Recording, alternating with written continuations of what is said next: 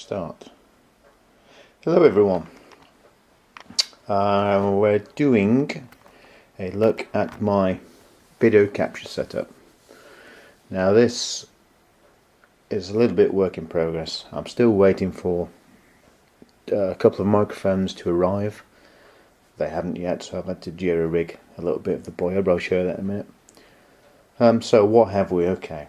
Well, what am I supposed to be doing? Well, I'm supposed to be trying to capture all game consoles or computers and the Amiga, amongst others. Probably the PC too, and variations, perhaps STs, VIC-20s, bloody blah, TI-99. Yeah, I need to do a mod on the TI-99, that reminds me. But anyway, so I needed a capture solution that will capture the screen rather than just pointing the video camera at the screen, at the my big TV, which is not an ideal situation, to be honest. But anyway, okay, so what have we got? We have, first off, i5 laptop, just Windows 7, nothing special, but it has got, where's my mouse pointer? Come on, wake up, where are you? Oh, there you are. But, oh, bloody thing, Windows irritates me to quite a huge degree. Okay, I'm not sure if you can see that, but that is the Elgato HD Capture Suite. That's on, let's put it on capture. Okay, so that's capturing Dan Dare at the moment, but that's Dan Dare live. I'm not sure why my screen's so bright on the laptop, but there you go. So this one here is giving me a live feed from 64 there, but it's being captured there, it's being fed into there to record it, but there will be a second or two delay on this one. Okay, so what have we? We have the Elgato HD capture card, which is capturing, in this instance, composite and audio into the card, which is being fed into the PC, which is capturing it. The video out, HDMI, is just going straight to the TV, so that is lagless HDMI from the composite. So it's direct, if you like, to the C64, straight into there. Okay, that's fine. Now then, there are many issues. One issue is you need a microphone, which is this, which I've sellotaped, well, insulating taped to the end of a broken headset, so I can have the Boya mic next to my mouth, because unless it's within spitting distance of your mouth, it refuses to pick anything up rather than a muffled mess, because it's a bit naff. But it is a lapel mic, or a, what are they called, lavalier or something, so that's what it's made for. But I've ordered two mics, a shotgun mic which will fit onto this camera I'm using here, in the horseshoe, the microphone horseshoe, so that will record when I'm pointing the camera at myself for whatever reason. And I've also ordered a decent standalone mic, a Rode, which will allow me to give a decent commentary, I hope, with a little bit of freedom and a better depth to sound, I hope. Well, that is a cup of tea. This is a C64C with one of the clear cases on that I bought a year or two ago, number 387. Yeah, nice cases. We're running a 1541U Ultimate, simply so I can use a quick SD solution to get games in and play them, either as disc images, cartridges, or TAP or PRGs. So that will handle all that. But my secret weapon, apart from the glasses, is this, which is an HD upscaler. Oh. And this will take in a SCART or, more importantly, HDMI, and it will output it to HDMI. What that means is that I can connect a low resolution HDMI input and it will upscale it for me to 1080p, 720, or a variation of that. So if you see any of my vampire videos, especially on the Amiga, with a little blue box that comes up in the corner saying input, I don't know, 320 by 480, output 1080p. That's because this box is plugged in, and this box is a godsend for recording from the Amiga, because the resolutions are all kind of funky, weird resolutions on the Amiga, and most TVs, and especially capture cards, just don't like them.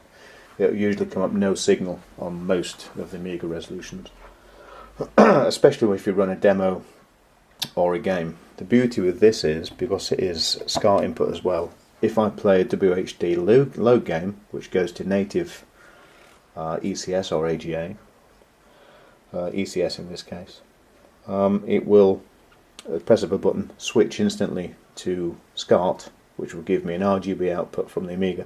So then I can play WHD load and capture it all in live, in real time, which is pretty damn funky. I must admit, that's good. I do like that. So I've no excuse now not to do decent videos on the Amiga, which was the whole point of all this exercise. So in the meantime, I've bought so many things that turn out to be a waste of money. This is one of them, the EasyCap HDMI. It does exactly what it says it does, and it works perfectly doing what it says it should.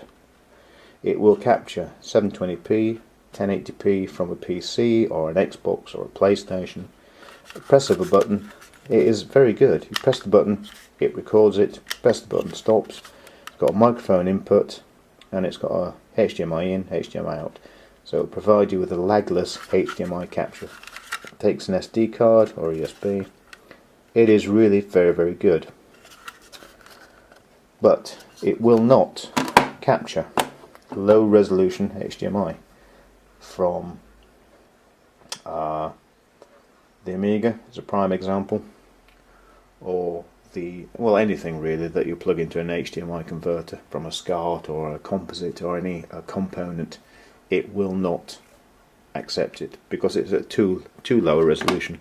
It's something like old consoles and the Amiga as well use something like a 280p, which was interlaced to 480. Most modern stuff doesn't like it. So this is why I had to go with the upscaler there and the Elgato. I can use the upscaler with this, and it will capture the lower videos perfectly well. But the software suite to use this on a PC is pretty poor. It's not made for that. It's made to be a standalone device. It works perfectly well as a standalone device. It works really good actually.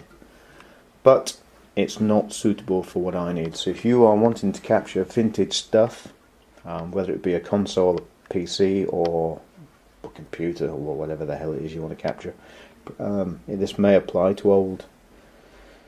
Will it apply to VHS? I'm not sure. I'm not sure what VHS uses. But this is not the machine for you. If you have a modern HDMI console, or a VGA perhaps console, like you can get the, what was the first one, the Dreamcast. I'm not sure if the PS2 had a PC output, it might have done, the Xbox 360 did. If it's a modern-ish console from the last 10 years or so, it will probably work perfectly well with this, and there's no problem at all.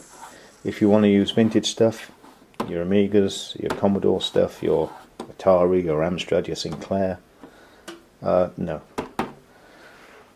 What you need for that is an Elgato, and what you need, perhaps more than that, is one of these. That is the most important thing, because it will upscale your low resolution output into a higher spec so the capture card can like it, the TV likes it, and it displays. It's lagless as well. Excellent. I don't know what else to say. I could show you all the stuff I've bought that doesn't work. I've got 3 capture cards, 2 of them by EasyCap, the USB things that you plug in. They are dreadful. EasyCap stuff, I mean really, I don't know what to say about it. It's junk, most of it. These are particularly good. This is the pinnacle of whatever they're doing at the moment, EasyCap. But most EasyCap stuff is junk, stay away from it. The Elgato, I don't know anything about Elgato other than I saw it reviewed when I was at work and they said it's great and it'll do 240p. So I thought, well, it's worth a shot, so I bought it. I know it's a bit expensive, but I bought it. But in the meantime I was thinking, well, what if it can't? What else can I do to upscale the image? There must be an adapter, a converter, something that will upscale the image. So I bought that at the same time. So between them there's £150 or so. There's probably £60 or £70 there. The video, I've probably spent £300 or £400 over the last few weeks on video stuff. But it's been an ongoing project. It's been something I wanted to do. I've just gone for it in the last week or two. Microphones are a big thing now. Obviously I've done this bloody concoction for the Boya. And the Boya itself, it's okay, but it's crap really. So I'm waiting for microphones to come. They're obviously coming. It says they're based in England, but they're clearly coming from Timbuktu or somewhere.